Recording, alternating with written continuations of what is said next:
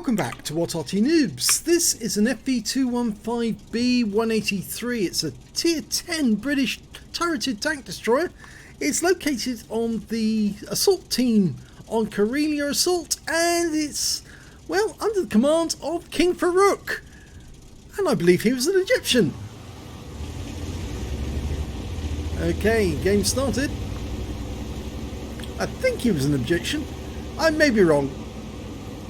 Okay, well, the 183, or Death Star as it's otherwise known, it's got one of the biggest guns other than the T92 HMC, and can fire that massive HESH round which can do a huge amount of damage to the enemy. It's got an alpha damage of 1750, and that's probably the biggest alpha damage in the game, I think, at the moment. But it's no longer in the tech tree. You can't obtain one by working your way up the tech tree or get one by way of an reward, because it was taken out of the tech tree and replaced by the Badger. Now you can still get one of these if you're on the black market, because they did sell them earlier this year for, well, last year I should say, for 25 million credits. Yes, a huge amount of credits. And some people did manage to get them, and I think KingFarouk was one of the lucky guys, had enough credits toted up, and so he's got himself one of these vehicles. But not a lot of people who actually did get them on the black market know how to drive them properly, and KingFarouk does know how to drive one. He does know how to play it. At the moment he's trying to work out where he needs to go in order to get shots on the enemy.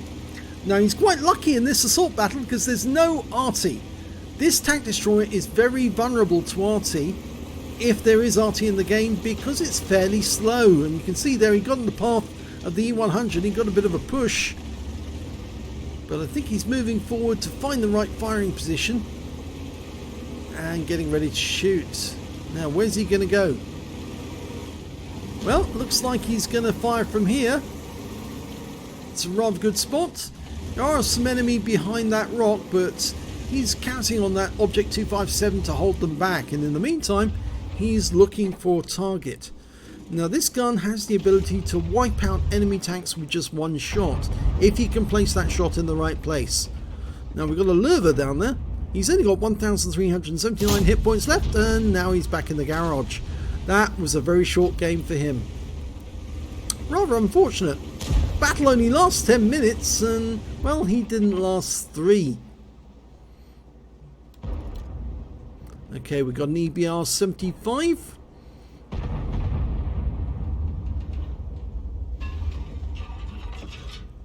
Okay, 60 TP goes behind cover. Okay, can spot the EBR 75, but he is moving around rather quickly, and this shell does have a rather slow velocity, and that means it's rather difficult to actually get the shell into an EBR while he's on the move.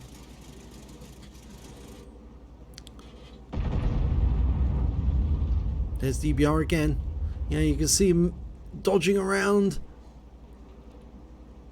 Speed is their friend, actually, because the faster they move, the more difficult it is to get a shot into them. That 60 TP is out in the open now. Oh, he fires a round in, gets 635 hit points off him, doesn't kill him with one shot. And you can see the 60 TP is going down the ramp to kill that lurver. Yeah, he made a bit of a mistake going up the ramp. Quickie Baby's ramp became known as that because obviously Quickie Baby liked going up that ramp. It's one of 2 ramps. There's another one on Sand River, but I think Quickie Baby publicised that ramp as being one of the most effective ways of winning an assault battle, because once you're on that ramp you can spot all of the enemy tanks, or most of them, near the cap. And oh, he was spotted there, so he pulled back. The enemy team does have an FV215b, which is the ship bomb.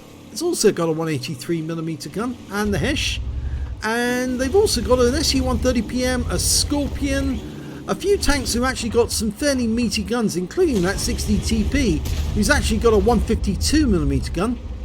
And there he is. He's in sight. Lining him up for a shot, fires one in. Oh, went straight in front of him.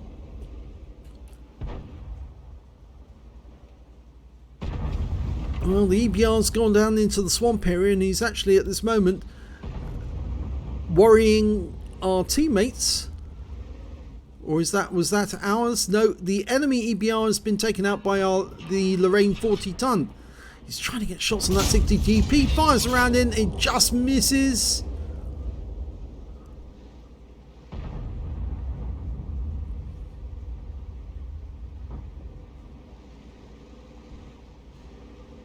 Yeah, it looks to me like the 60 TP is using Quickie Baby's ramp as a sort of like reverse way of stopping us from winning the assault battle. Which is rather odd because it's normally used the other way round. KingFarouk trying to line up the shot. Well, he wings him for 591. I think that shell hit the track area. It tracked him, but it still did a huge amount of splash damage to him. The Pantera's firing rounds in as well. He's having a quick look at that Object 257. Can you get a shot into him? Well, he's well hidden behind that rock, so KingFarouk's going back to the 60 TP. Dialed in. Yes! Gets him with that round. That's 2 kills. Okay, that 257... although he's hiding behind that rock, he keeps moving about, and yeah, he could back up into our field of fire. We're not loaded yet. We've got a 23.49 second reload. Now we're loaded. Can we finish him off? Well, yes we can! That was a fire, and he took him out. Well done. So 3 kills now. There's only 4 enemies remaining. We've got 5 tanks, but there's 3 minutes left on the clock. So it is an assault battle and we have to capture the cap or kill all of the enemy within those 10 minutes. If we don't, the defenders win. Now supposedly there's a T-44 near the cap area and the ship barn, the FV215b.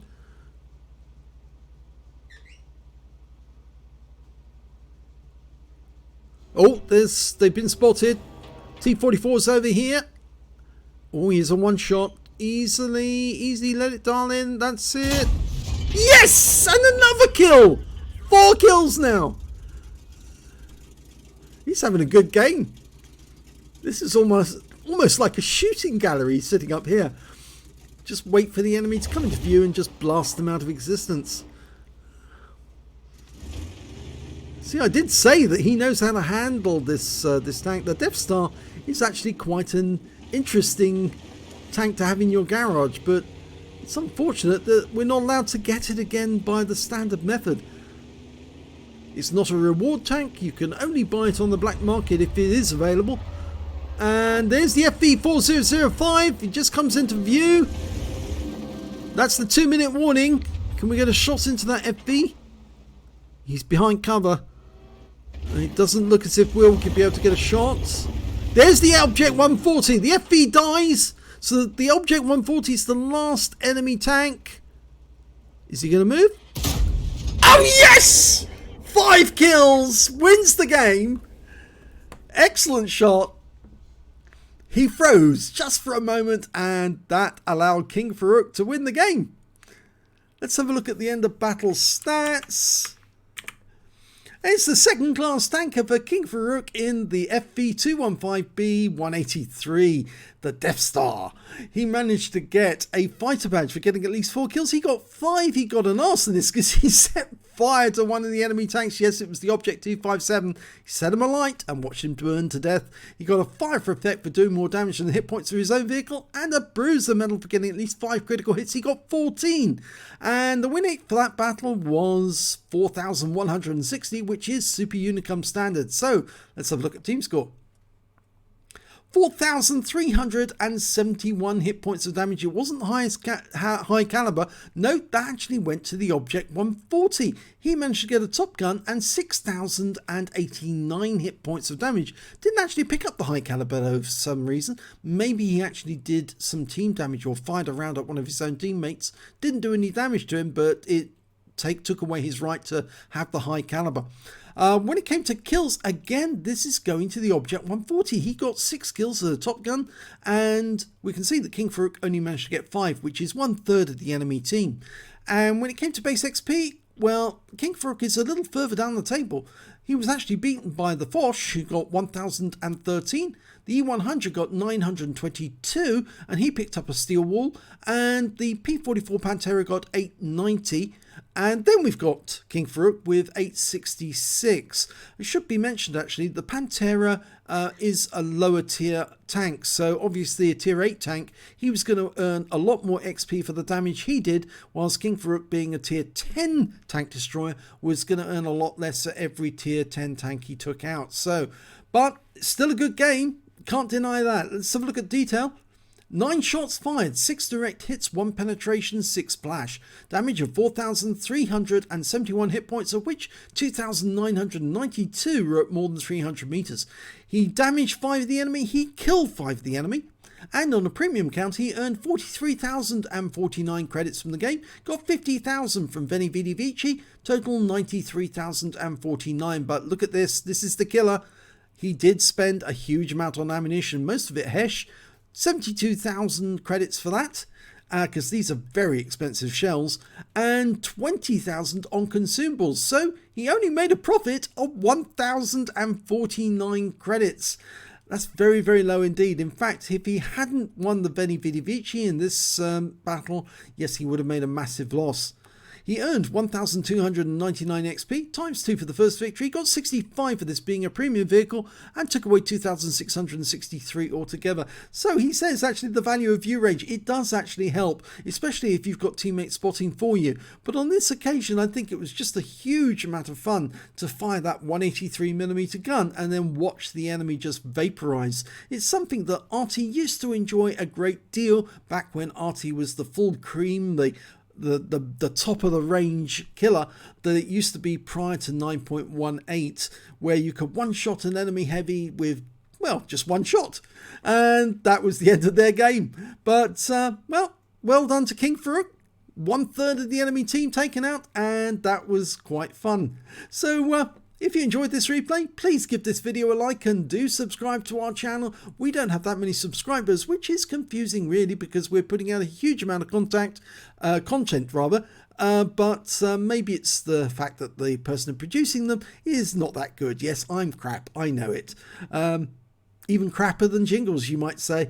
Jingles makes a fair bit of money out of his videos. I wish we did, because we put our money back to the members so that they can really enjoy their game. But it's a pity that for some reason we just don't get enough viewers to make that really beneficial to them. Well, maybe one day. If you enjoyed that video, thanks very much.